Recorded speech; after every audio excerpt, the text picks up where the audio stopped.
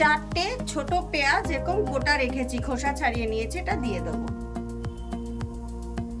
দেখুন আমার মশলাটা কষানো হয়ে গেছে, উপরে তেল এসে গেছে। আমি এবার এতে জল দিয়ে দেবো পরিমাণ মতো।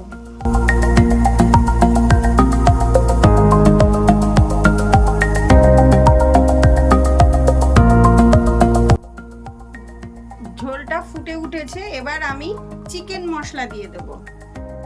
এটা ইজিলি দোকানে পাওয়া যায়।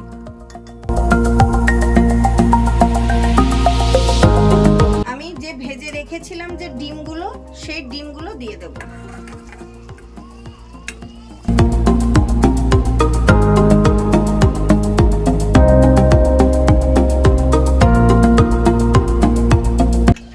আমি প্রেসার কুকারে একটা সিটি দিয়ে নেব, আপনারা চাইলে কড়াইয়ে করতে পারেন।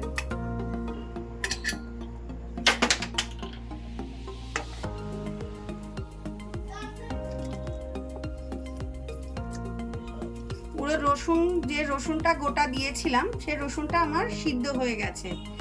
আপনারা চাইলে কড়াইও রান্না করতে পারেন, আমি গোটা রসুনগুলো দিয়েছি বলে প্রেসারে একটা সিটি দিয়ে নিলাম।